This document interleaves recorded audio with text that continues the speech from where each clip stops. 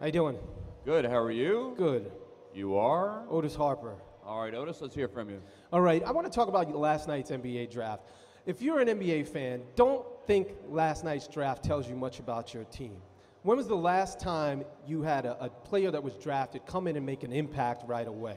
What you're really looking for is a player with the most upside. Now, if you look at last year, you say John Wall came in and he averaged 16 points and 8 assists. Not terrible, but not spectacular. In 2009, the Clippers drafted Blake Griffin. He comes in, he gets injured his first year, but he came back this year, averaged 22 and 12, wins the Rookie of the Year, but the Clippers are still horrible. You go in 2008 and you look at the Bulls draft Derrick Rose. Derrick Rose wins Rookie of the Year, but he didn't do anything.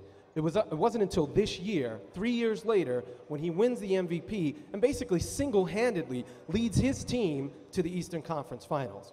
Now, in 2007, you had Greg Oden, the Trailblazers. I mean, I think we can all agree he's a bust. In 2006, you had Andrea Bargnani. Does anybody remember Bargnani? Now, to his credit, he's averaging 21 points and 5 rebounds, but I think NBA fans want more out of their number one picks. I think they want them to be special. They want them to be superstars. And that's why with Kyrie Irving being drafted, I don't expect much out of him in the first year or so. I'm not saying he's not going to be a solid player, but I don't think he's going to have an immediate impact. And isn't that what the Cleveland fans needed? They needed a player to come in here and energize that city, energize that team.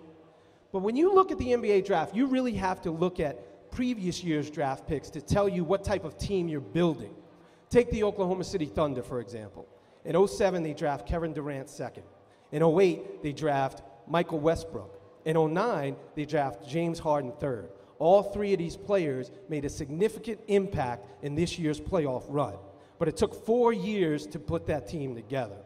Now, it takes time to build an NBA team, and that's what you have to do. Now, even though the Miami Heat put together what's basically an all-star. All right, Otis, thank you very much.